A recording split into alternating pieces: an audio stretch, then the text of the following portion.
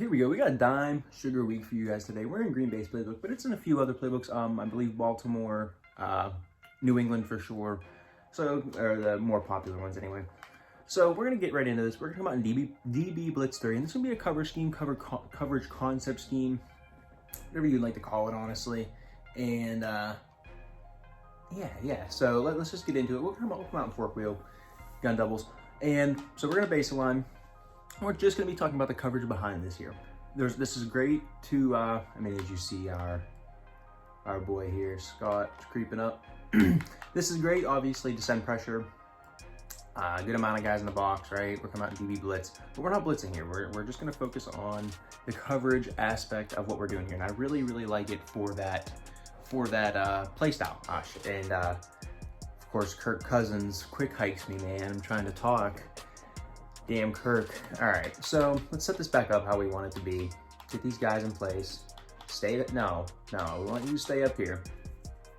And of course, when you baseline, that is going to happen in the game, but that's cool. We just want to move them back here to kind of explain to you guys what we're looking at here. So we have three players here that are going to be, they're not all linebackers, only Campbell is a linebacker here. But we have Amos and Savage on pretty much the ends of the box here. And what I like to do there, I like to have not necessarily my best two defenders, but my most versatile defenders. That means high man, high zone, high play rec, high stuff like that, right? High zone coverage, all that good stuff. I probably already said zone coverage, but you want to have good versatile players there. So we have Savage and Amos for this particular team, and you can also put a corner in Savage's spot. So that's also something to keep in mind. If you have like if you're playing Mutt and you have the fifth corner, maybe put him there. It's also a good run defender, something like that. So, oh my God, Kirk, you can't let go of the button, man. You just can't let go of the button without setting this thing up. So, all right. But what we're looking to do here is, I'm already 2 minutes into the video here. I'm battling on. So once we set this up again, these three defenders is you can pretty much double anybody on the field with them. So what I like to really do is not necessarily double that slot guy. We're looking at Amos here in just this particular set here. I really like to double the outside guys, and this pretty much takes away the outside guys a lot of the time. Because, I mean, this time they're running a wheel here, and we know that, so that's going to not be a good matchup. But a lot of the times, it does take away this outside guy. Like in the stealing route, pretty much the idea would be to use the purple route, the seam flat, on defense here, to take away, you're thinking a corner route, you take away the corner route with the seam flat with the purple route, and then you double on the outside guy. And then that whole right side of the field, you have to feel pretty good about that, right? Or maybe you don't think he's running a corner route, so maybe you put Scott in in some kind of hook or some kind of, well, what in the world? How does that even happen right there, huh? But maybe you put him in like something else, like, or maybe you man him up on the slot guy, or put him in a deep fourth or deep third, whatever it is you need to, whatever coverage is behind it, you feel it, you need to do. Right, put him in like deep third. I had to like read what the heck I was reading, but put him in something like that. Maybe you stop the slot there. Think he's gonna run a streak in behind that, and ideally, I mean, he'd be just chilling back here. But you could take away, like, really play over the top and not allow anything else behind it. And same thing here with Savage, right? Like, you could just put him in like a purple again, or whatever it is you want to do with him. I mean, you can see all those there. Put him in a hard flat, put him in a vertical hook, kind of stop anything over there. Man him up on the slot guy, right? Maybe you pull him up. I mean, normally he's like right there. Man him up on the slot guy, make it look something like this. You still have 4 pass rushers, right? Maybe you have 2 edge threats, a couple inside stuffs. All of a sudden, this defense is kind of set up for the run and the pass here. So we'll kind of set it up for this play. I mean, we gave up Dalvin Cook underneath, but that would be kind of your responsibility to take care of the running back. But the main idea was the coverage down the field. And I mean, you can kind of see, we'll start on the right side of the field here, right? We're taking away that's not open. We got a guy there. And really, it's not even the guy that's supposed to be covering him, right? He's on Thielen. But because he has inside position, and that's the other great part about doubling the outside wide receivers, right? I mean, anything in breaking over the middle of the field, this corner, or I mean, this is a safety, I guess, but this DB here he's in really good position, right? He runs a slant to him. In this case, he ran a post to him. It's really good to take away. Even if you run a streak, right, he can just go run with him. But anything in breaking over the middle of the field is really good, which a lot of the times, I mean, if you're an outside guy, that's a really good way to take that away. If you're struggling with that, right? Maybe the slot guy's tearing you up, so we'll get into mabling out of this and stuff like that and stopping outbreaking routes. But I mean, you can see you're stopping the inside of the field with this guy, with the outside of the field, with the outside receiver rather. And then on this left side of the field, I mean, we knew it was happening, right? So we doubled, or we put man coverage on our other guy over here in the slot.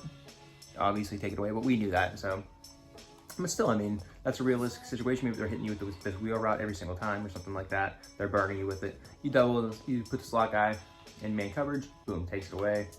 And then, of course, this doesn't really have any chance. I mean, you could probably fit that in there, right there, if you were really looking for it, but besides the point.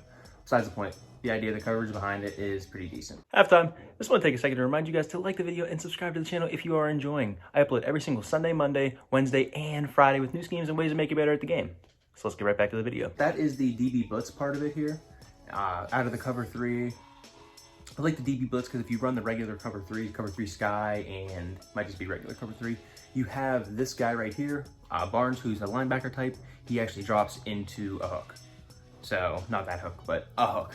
And you only get 3 guys rushing. You would have to re-blitz him. And I just really like this because you already have like Amos blitzing. And then if you leave him blitzing, you're already blitzing 5. But regardless, it's just easier to... I would rather man up, make an adjustment on Amos than a guy on the line of scrimmage trying to re-blitz him and focus on that. But I mean, if you want to run the same thing out of cover 3, 100% you can. So next one is just cover 2 drop. And of course, he's gonna back up there. And I always like the baseline, brother. Get up there, man. Scott's been giving me some issues staying where he's supposed to stay. So we'll set this up again. Right, we have 3 hooks. Of course, my hooks for Campbell's not showing. But, so cover 2, just regular cover 2. This is cover 2 drop. So again, that's what's going to happen right there. This linebacker right here, Barnes, is going to drop into a hook. We don't really want that. So we'll just go into the regular cover 2. So we have Tampa 2 here. Here's what we're going to be looking for. Tampa 2, everybody's blitzing. We'll just do the same exact play here. We'll fork. That sounds good. So we'll baseline. And of course, the nice thing about this as well is if you have a quarterback that likes scramble, you have escape artists, especially on next gen, right? These guys, your edge guys, while I'm thinking about this, are they're far enough out to you can QB contain, which is also really good about this. But we did the cover 3 portion. This is the cover 2 portion here. So obviously we're gonna start off. You need lurker or something like that if you're gonna use this guy. But if you're not gonna use this guy, you definitely wanna I put him in a deep third. I hate getting burnt on cover 2 over the middle of the field. But then maybe you do drop this guy if you do put him in a deep zone, right? But ideally, I'm gonna use this guy. I'm gonna put lurker. I don't really care. I don't mind that. Especially now with linebackers having 1,000,000 speed and stuff in mud, it doesn't really matter. It's 1 AP, so obviously start out, you're gonna be responsible for this whole middle of the field, right? This whole, pretty much from hash to hash, all the way back, right? And then we're gonna be doing the same idea here with our 2 safety types here. And of course, ideally what this is gonna be used for is you hard flat, and you can't Mabel on this side is the only issue, right? You can't Mabel on the right side with Amos because he's a safety. And he's a safety type, so you cannot put him in a purple zone. So a little bit rough over there, but that's okay though because you can Mabel over here. And I mean, this pretty much does the same exact thing. So we'll let Kirk run it, and this is going to do the same thing, right? This isn't set up to stop this play, but I mean, you can see you're responsible for the middle of the field. You're hauling to get back there, stop the middle of the field. You can see there. That's the only really super weakness about this defense whenever you get a cover 2 is, if you get that slower guy, if you would have thrown it right there, he has pressure in his face, which is good, but say he has a little bit of time there.